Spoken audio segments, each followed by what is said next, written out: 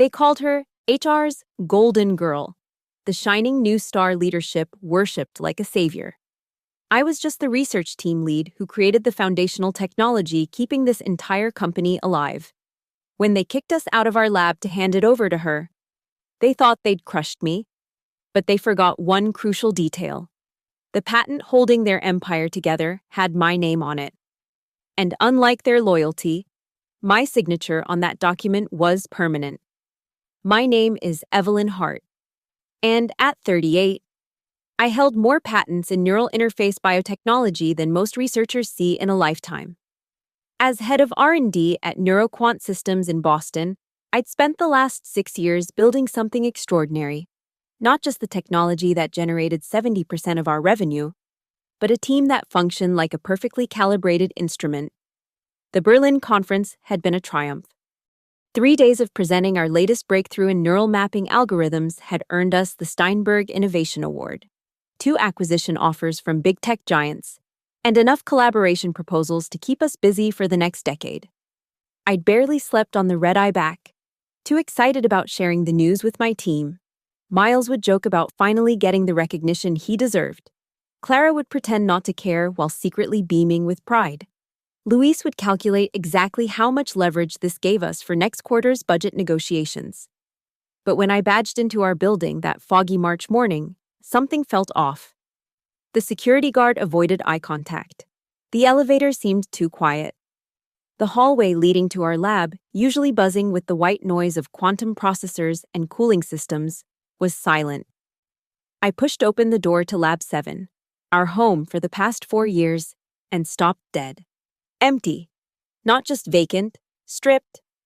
The walls that had held our whiteboards covered in equations, our team photos from product launches, the framed first prototype that started it all, bare. The specialized equipment worth millions, the custom server racks, even the coffee machine Miles had modified to brew at exactly 197 degrees Fahrenheit, gone. Dr. Hart, a nervous voice behind me, Jenny from facilities, holding an iPad like a shield.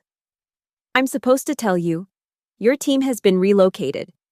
Relocated, I kept my voice level, though my pulse hammered. Where? Building B, Suite 2. Building B, the overflow space, where they kept obsolete equipment and files nobody wanted to digitize, where careers went to die. And our equipment, Jenny's fingers twisted around her tablet stylus. The new strategic innovation director needed the space. Mr. Mercer said you'd understand. Said it was about optimizing resource allocation. Strategic innovation director, a title that hadn't existed last week. I walked, didn't run, didn't storm, to Building B. My team was already there, huddled in a conference room that smelled of mildew and defeated ambitions. The lab was a converted storage area with flickering fluorescent lights and windows that hadn't been cleaned since the Bush administration. The first one. Evelyn. Miles looked up from a laptop balanced on a cardboard box. His usually pristine appearance was disheveled, his designer glasses slightly askew. They moved us at 6 a.m., said it was urgent, wouldn't let us supervise the equipment transfer. Clara sat in a corner, her multiple monitors nowhere to be seen, reduced to a single ancient desktop that probably ran Windows XP. They said our servers are being upgraded, by which they mean someone else is using them. Luis had already covered one wall with printer paper, attempting to recreate 3 months of calculations from memory. At 26, his brain operated like a quantum computer, but even he looked rattled. The patent review documents, I said quietly. The Berlin presentation materials. Where are they? Gone. Clara's voice was flat. Along with 6 years of research notes, they said everything would be transferred accordingly. I pulled out my phone and opened our cloud backup, the one I'd insisted on maintaining despite Grant Mercer calling it redundant and wasteful. Everything was there, every note, every equation, every proof of concept. My paranoia had paid off. Team meeting, I announced. Now. As my brilliant, undervalued colleagues gathered around a wobbling table that looked like it had been rescued from a yard sale, I felt something shift inside me, Not anger. Anger was hot and reckless. This was colder, more precise. They think they've demoted us, I said, meeting each of their eyes. They think moving us to this closet while someone else takes credit for our work is the end of the story. Isn't it? Luis asked. Grant has all the cards. I smiled then, the kind of smile that made Clara lean forward and Miles adjust his glasses. No, I said softly. He has an empire built on a foundation he doesn't own. The core patent, the algorithm that makes everything else possible, it's mine. Personal intellectual property, licensed to NeuroQuant with very specific conditions. The room went quiet except for the fluorescent bulb's dying buzz. They wanted to optimize resource allocation, I continued. Let's show them what happens when resources bite back. The next morning, I met her. Sabrina Lowell swept into the monthly directors' meeting like she'd been born for the boardroom. 29 years old, Harvard MBA, wearing a blazer that probably cost more than Luis's monthly rent. Her LinkedIn profile, which I'd studied at 3 a.m., was a masterclass in corporate buzzword bingo, synergy catalyst, blockchain evangelist, disruptive innovation architect. Evelyn, Grant Mercer's voice boomed with false warmth. Our CEO had the kind of aggressive handshake and artificially whitened smile that graced the covers of business magazines that nobody actually read. Meet Sabrina, our new strategic innovation director. She's going to revolutionize how we approach neural interfacing. Sabrina extended a manicured hand. Dr.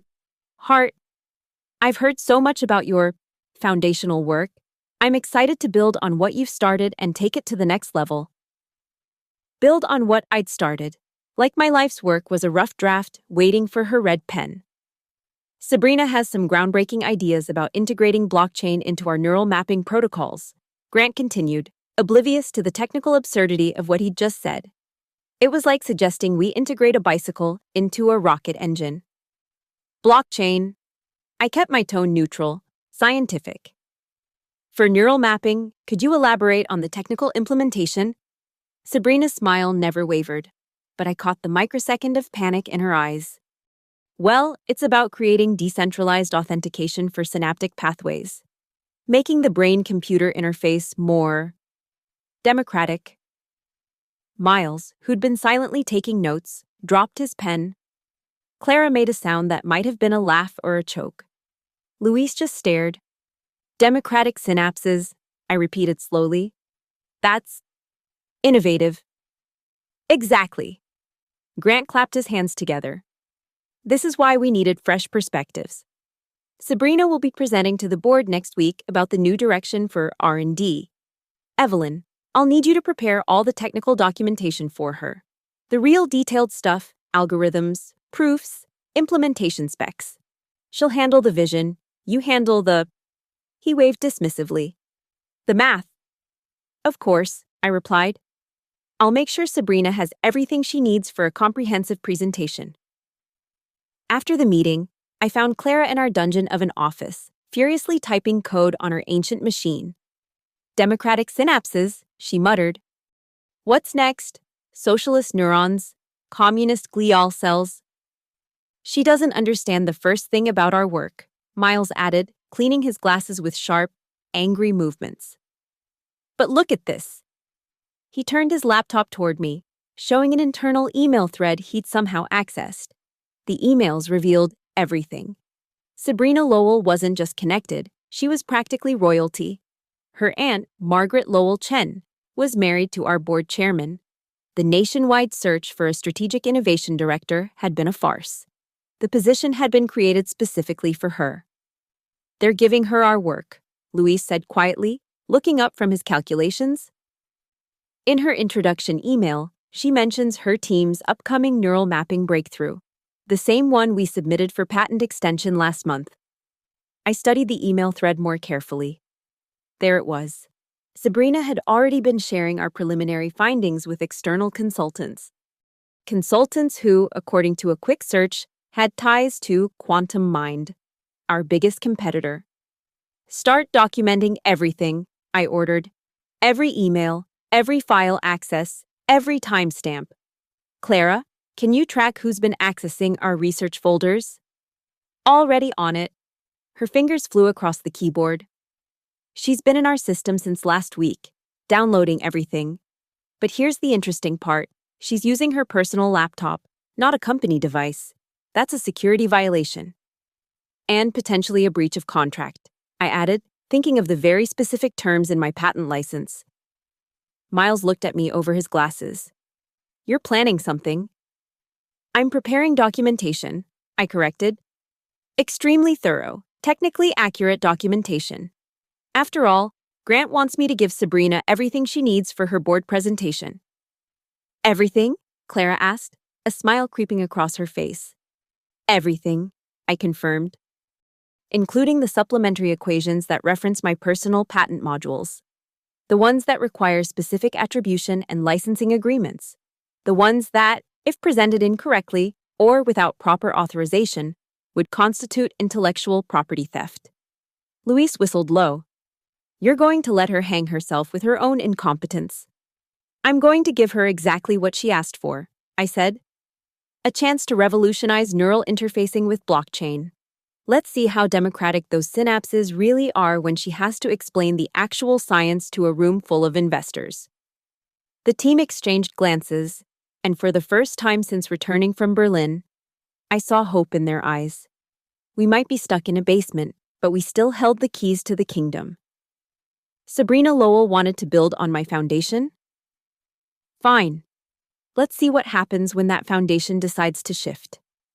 The beauty of a great team isn't just in their individual brilliance, it's in how they move together when threatened. Like a school of fish forming a perfect sphere against a predator. Miles Nakamura, had been with me since the beginning. At 42, he was the kind of hardware engineer who could make circuits sing. MIT had courted him twice, but he'd stayed because, in his words, where else would I find a boss who understands that true innovation requires both precision and chaos? The industry consistently underestimated him, dismissing his thick accent and quiet demeanor. Their loss. Miles had personally designed the neural interface hardware that 3 major tech companies were now desperately trying to reverse engineer. Clara Rodriguez came to us 4 years ago, straight from a catastrophic exit from her previous job.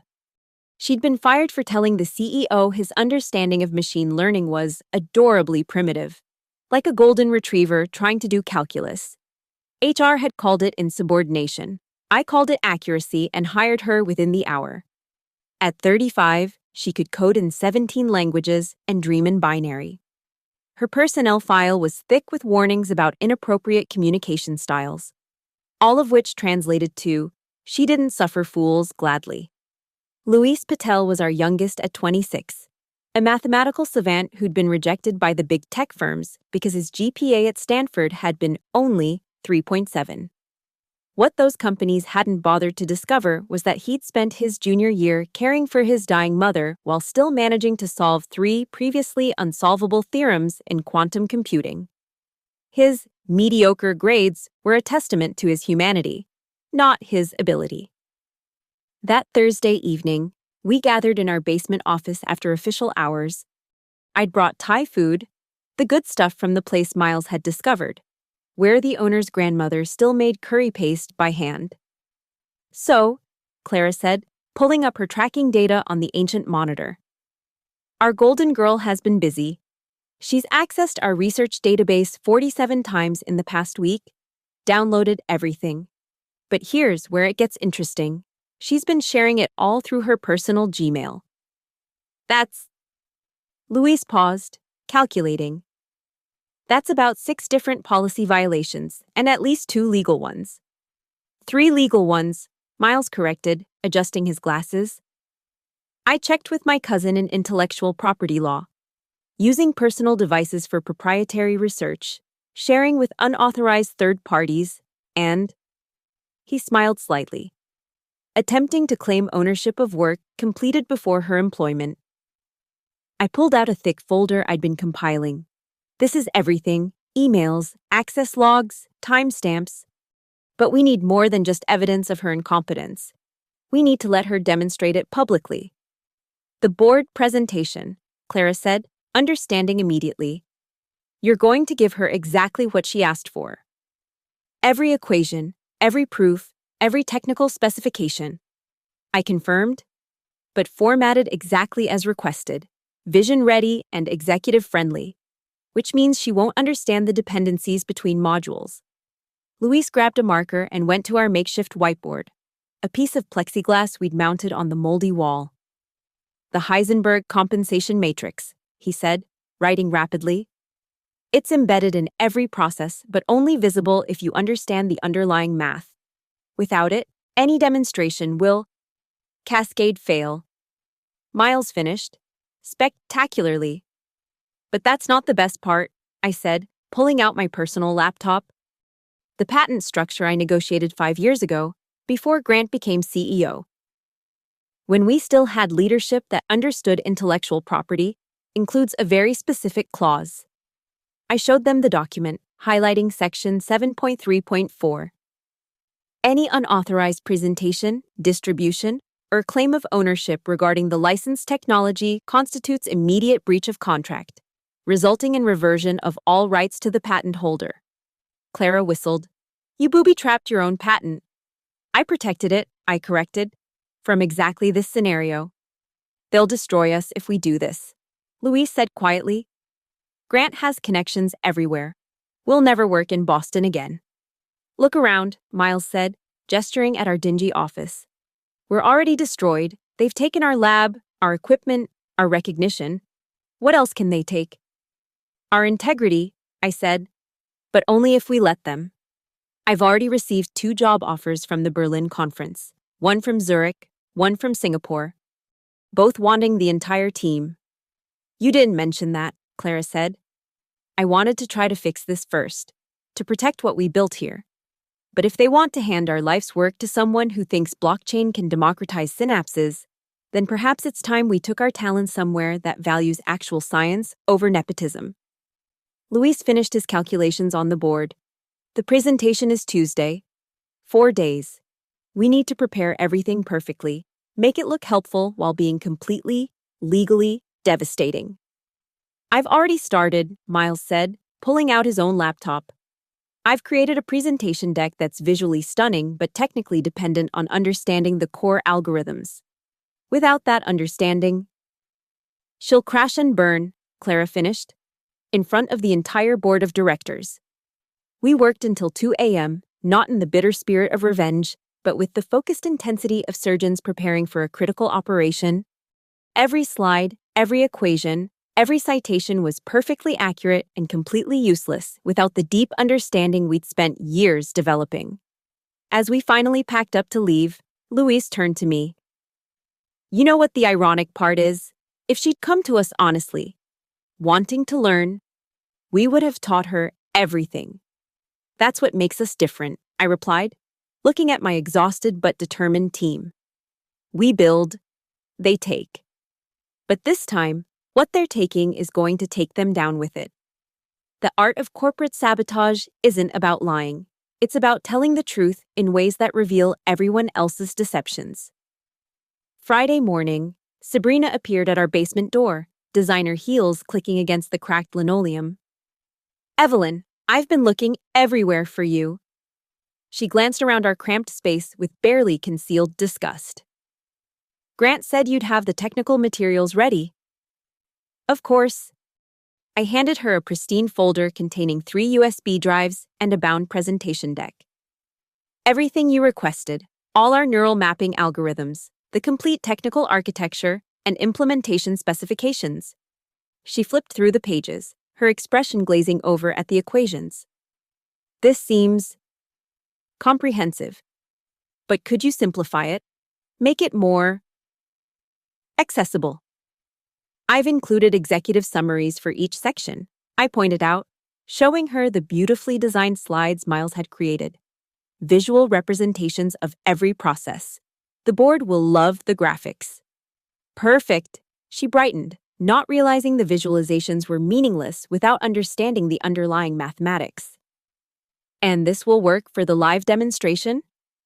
Absolutely, I said. I've preloaded everything onto these drives. Just plug them into any system with our neural interface hardware, and the demo will run automatically. What I didn't mention was that automatically meant the system would execute exactly as programmed, including every dependency, every security protocol, and every patent verification check. Clara had been particularly clever with that last part. She'd embedded a validation routine that would display, in real time, the patent attribution for each process. If someone who wasn't authorized tried to claim ownership during the presentation, the system would flag it immediately. There's one thing, I added, pulling out a single sheet of paper. Legal asked me to have you sign this technical transfer document, standard procedure when handling proprietary algorithms. Sabrina barely glanced at it before signing.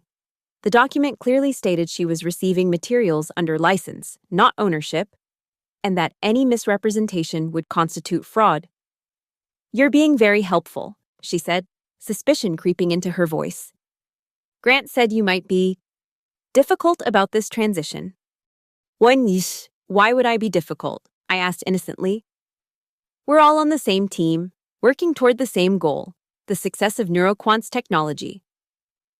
After she left, Luis emerged from behind a server rack where he'd been recording the entire interaction.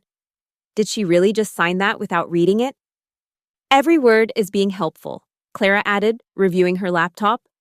Also, she just forwarded our entire technical package to an external Gmail account. Again. Miles pulled up the presentation on his screen. Look at slide 47. We gathered around. It was a beautiful diagram showing the neural pathway mapping process, with one crucial detail, a small footnote referencing Heart Patent 17847-3, licensed under restricted terms. That's brilliant, I said. She'll never notice it, but it'll be projected 20 feet tall in the boardroom. Speaking of the boardroom, Clara said, I've been monitoring the board members' backgrounds. 2 of them have engineering degrees, Dr. Jennifer Walsh from MIT and Robert Tanaka from Stanford. They'll understand immediately that something's wrong when she starts talking about blockchain integration. The question is, Luis said, will they speak up? They will when the live demo crashes, Miles said confidently. I've run the simulation 12 times. Without the proper authentication, which requires understanding the mathematical proofs to input correctly, the system will fail at exactly the moment she tries to claim it as her innovation. I spent the weekend refining our backup plan. The offers from Zurich and Singapore were still on the table, but I'd also reached out to our contacts from Berlin. If NeuroQuant wanted to hand our work to an incompetent nepotism hire, other companies would gladly take us and our knowledge. Monday arrived with an email from Grant. Evelyn, Sabrina's presentation is tomorrow at 2 p.m. I trust you've given her everything she needs to succeed. This is a big moment for NeuroQuant's future. I replied simply, she has everything she asked for. That afternoon, my team made copies of everything, every email, every file, every security log. Clara encrypted it all and stored it on multiple offshore servers. Not for malicious purposes, but for protection. We'd learned our lesson about trusting corporate leadership with our life's work. You know, Miles said as we conducted our final system check. In Japanese business culture, there's a concept called kataki-uchi, revenge that restores honor. This isn't about destroying Sabrina, it's about protecting what we've built. She's destroying herself, Clara corrected. We're just making sure everyone sees it happen. Luis looked up from his calculations. The beautiful part is, if she actually understood the technology, if she'd spend even a week trying to learn it, she'd see the traps. They're not hidden, they're just written in the language of science. As we locked up that night, I looked back at our basement office. Tomorrow, everything would change. Either we'd reclaim our rightful place, or we'd walk away from NeuroQuant forever. But either way, the truth would finally be told in a language even the board couldn't ignore, the language of catastrophic failure. The presentation was in 18 hours. Sabrina had our life's work in her hands. She just didn't know it was armed. Tuesday, 2 p.m. The boardroom smelled of leather and poor decisions. I sat in the back row with my team, invited as technical support in case questions arose. Sabrina stood at the front, her confidence radiating like a beacon of ignorance. The entire board was present, 12 members including Chairman David Lowell, Sabrina's uncle-in-law, who beamed at her like a proud father. "Ladies and gentlemen," Sabrina began, clicking to her first slide.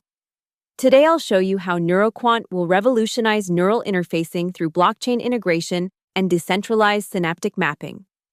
Dr. Jennifer Walsh from MIT shifted in her seat. Robert Tanaka from Stanford raised an eyebrow. They knew. God, they already knew. Sabrina continued, her slides flickering past, Miles's beautiful, meaningless graphics dancing across the screen. She spoke about neural democratization and synaptic consensus protocols with the confidence of someone who had no idea they were speaking gibberish. Then came slide 47. The patent attribution, 20 feet tall, crystal clear. As you can see from my team's innovation, Sabrina gestured at the diagram. "Excuse me." Dr. Walsh interrupted. "That footnote references the Hart patent. Isn't Dr. Hart sitting in the back?" Sabrina's smile flickered. "Well, yes, but this is building on that foundational work. We've evolved beyond the original limitations." "Evolved," Tanaka repeated slowly. "Could you explain the mathematical transformation from the Hart algorithm to your blockchain implementation?" The room went silent.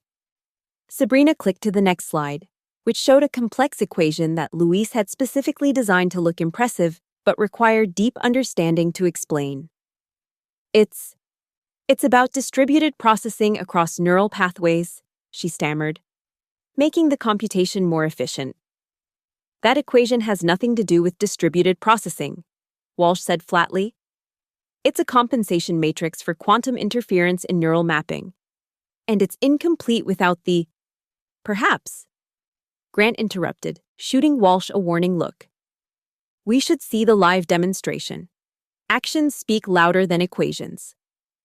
Sabrina's relief was palpable.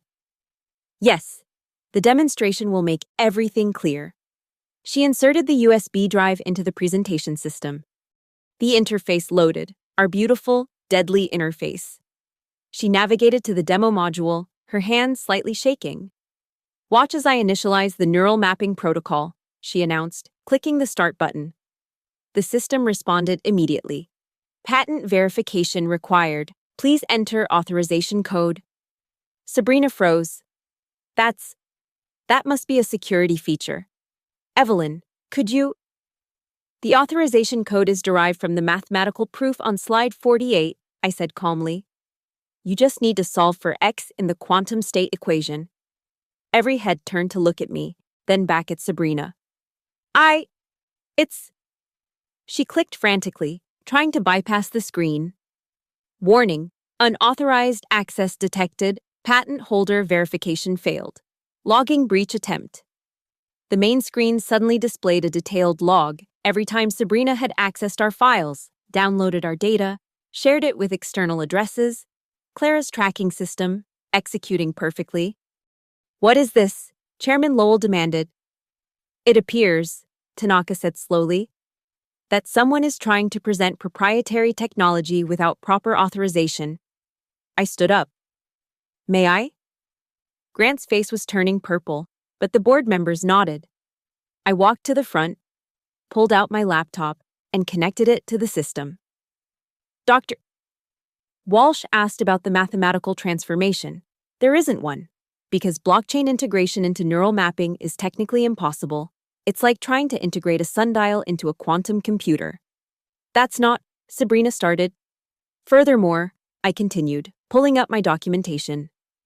"Ms. Lowell has been sharing our proprietary research with external consultants connected to Quantum Mind, our primary competitor.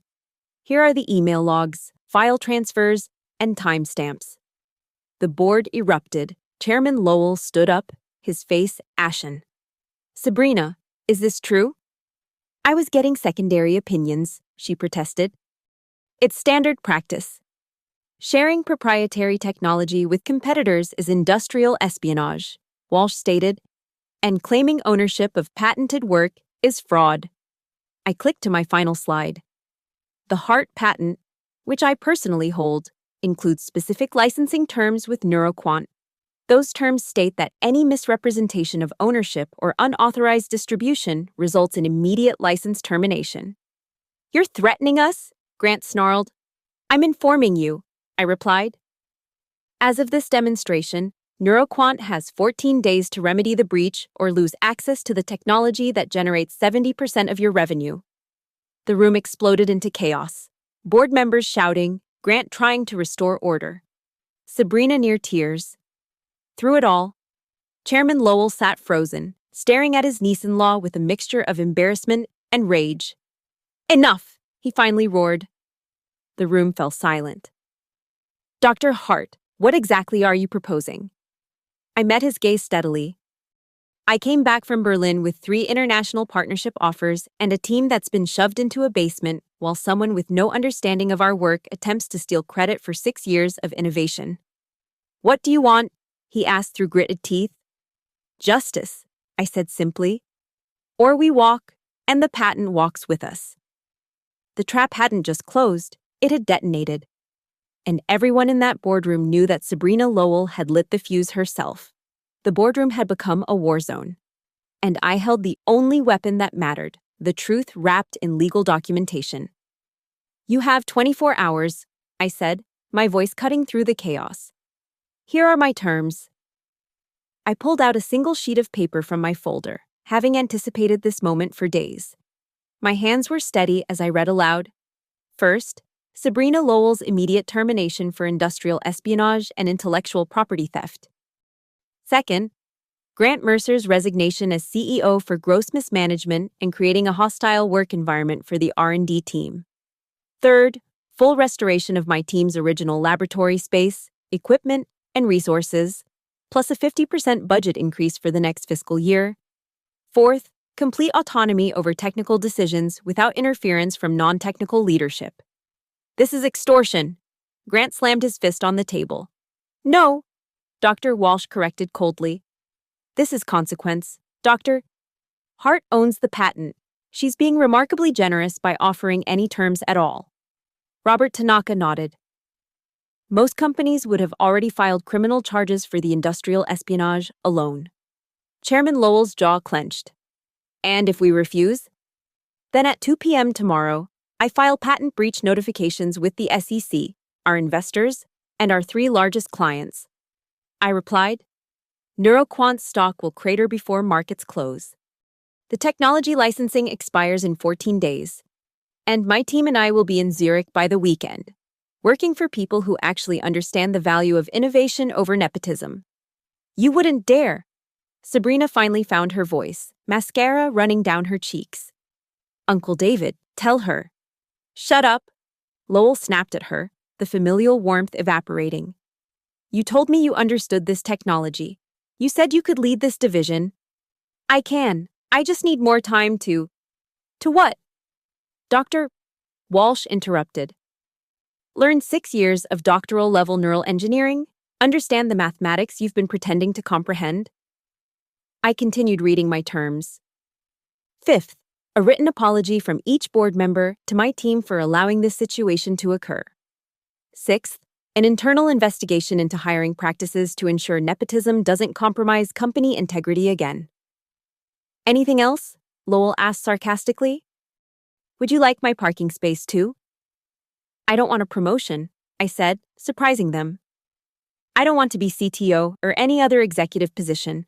I want what I've always wanted, to do my work without politics, without interference, and without having to watch incompetent people take credit for innovations they can't even understand." Miles stood up beside me. "The entire R&D team stands with Dr. Hart. If she goes, we all go." Clara rose next. "Every line of code, every algorithm, every innovation, we built it together. And we'll build the next generation somewhere else, if necessary." Luis, our youngest, stood last. "You called us difficult, unmanageable, not leadership material. But we're the ones who made NeuroQuant worth $2 billion. Maybe it's time you reconsidered what leadership actually means. The board members exchanged glances. Several were already pulling out phones, likely calculating the company's value without our technology. We need to discuss this, Lowell said stiffly. Privately. 24 hours, I reminded him.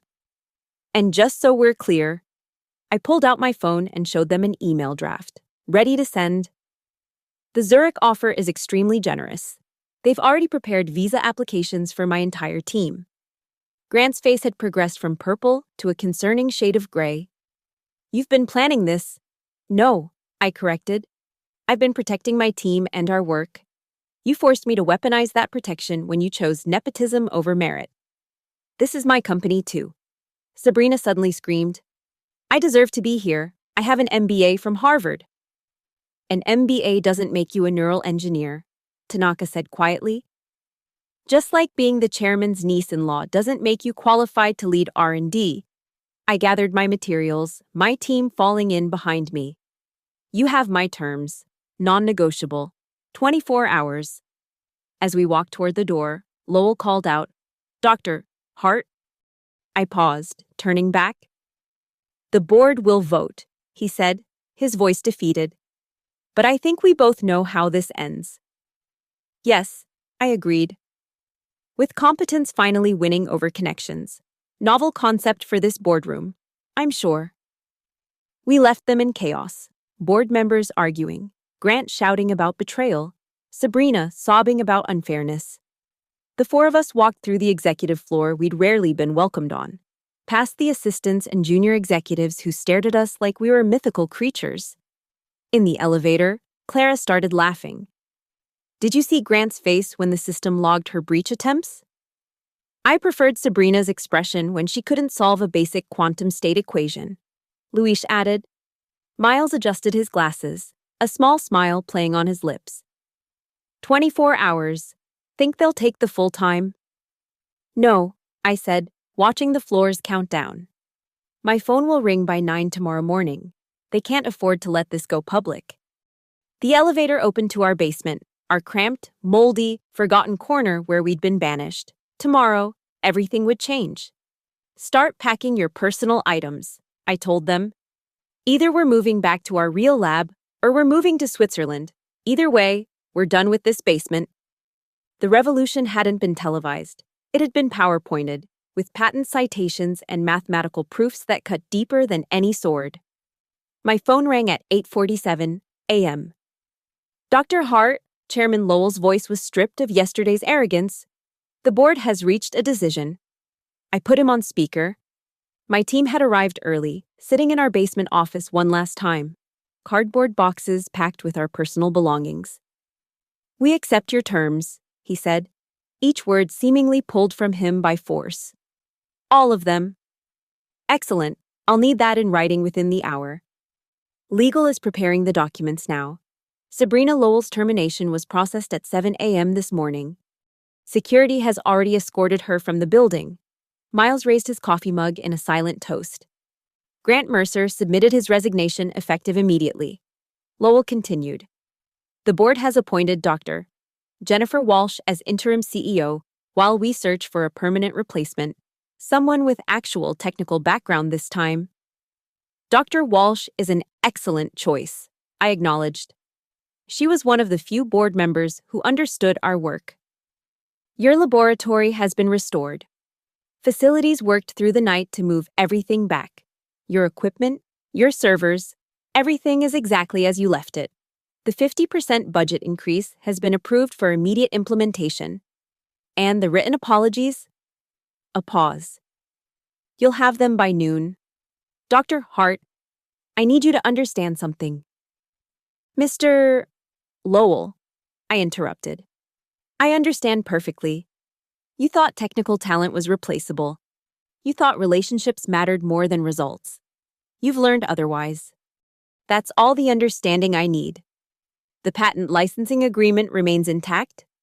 As long as our terms are met, yes, my team and I will continue our work here. Thank you. The words sounded like they physically hurt him. After hanging up, we sat in silence for a moment. Then Clara whooped, Luis pumped his fist, and Miles simply nodded with satisfaction. We made our way to Lab 7, our real lab, to find it exactly as promised. Everything had been restored, but with upgrades. New monitors for Clara, a pristine calculation wall for Luis, state-of-the-art testing equipment for Miles. On my desk sat a thick envelope containing 6 handwritten apologies from board members. Each one acknowledged their failure to protect innovation and merit from corporate politics. Lowell's was the longest, admitting his shame at letting family connections compromise the company's integrity. Walsh arrived at noon, her new CEO badge still temporary paper. Dr. Hart, she said, I wanted to apologize personally. We should have protected your team from the beginning. You're protecting us now, I replied. That's what matters. I've reviewed Sabrina's external communications. She shared enough information with Quantum Mind that we could pursue corporate espionage charges. The board wants to know if you recommend legal action. I considered this. No. Her public humiliation and termination are sufficient. Plus, everything she shared was incomplete, without the core algorithms. It's useless to them. Walsh smiled. Strategic mercy, I like it. She looked around our restored lab. What do you need from me as CEO? Exactly what I asked for, autonomy. Let us work. Judge us by our results, not our ability to play politics. Done. Your next quarterly review will be based solely on technical deliverables. No presentation required, just send me the data. After she left, we unpacked our boxes, setting up our workspace properly for the first time in weeks. The basement exile was over. That afternoon, an email went company-wide from the board announcing Grant's departure to pursue other opportunities and Sabrina's exit to focus on new ventures. Corporate speak for complete disgrace. By evening, word had spread through the industry. My LinkedIn exploded with messages from colleagues expressing support and sharing their own stories of innovation crushed by nepotism. 3 major tech publications requested interviews about the neuroquant revolution. As one headline called it, I declined them all. This wasn't about publicity, it was about principle. Luis pulled up our project timeline on the main screen. We're actually ahead of schedule, despite everything. Because they slowed down the bureaucracy, not the science. Miles observed. We got more done in that basement without their help than we did in months of their oversight. Clara was already deep in code, making up for lost time on her proper equipment. Hey, Evelyn. Quantum Mind stock dropped 12% today. Apparently, investors are worried they can't compete without stolen tech. I smiled. Imagine having to rely on actual innovation instead of corporate espionage. As the day ended, we stood together in our reclaimed space. The neural mapping projection flickered to life on the main display. Our creation, our patent, our future. You know what the best part is? Luis asked. Sabrina's LinkedIn still says Strategic Innovation Director at NeuroQuant. Not for long, Clara laughed, pulling up the profile. And it's gone. Now it says Seeking New Opportunities in Blockchain Innovation. We returned to work, the lab humming with purpose again.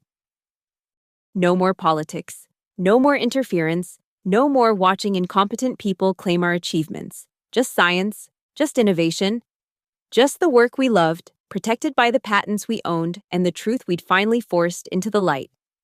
6 months later, I stood in the conference room that had once been our battlefield. The same leather chairs, the same massive table. But everything else had changed. The patent certificates now lined the wall, not just mine, but new ones bearing all our names. Miles's revolutionary hardware design, Clara's quantum processing algorithm, Luis's mathematical frameworks. My name appeared on all of them, but now as part of a team, not alone. The quarterly report is exceptional, Dr. Walsh said, now permanent CEO with the word interim finally removed from her title. Neural interface efficiency up 40%, 3 new patents filed, and the partnership with the Berlin Consortium is exceeding all projections. The board members, several new faces among them, nodded appreciatively. The old culture of fear and favoritism had died with Grant's departure.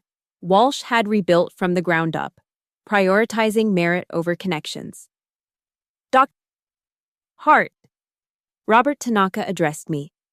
The board would like to formally recognize your team's contributions with the establishment of the Hart Laboratory for Neural Innovation. Full funding, permanent autonomy, your name on the building. I looked at my team. Miles adjusted his glasses, trying to hide his emotion. Clara grinned widely. Louise was already calculating the research possibilities. We appreciate the honor, I said. But it should be the NeuroQuant Innovation Laboratory. We're not here for personal glory. We're here for the science. Walsh smiled, spoken like a true researcher, but the Hart Laboratory it remains. The board insists.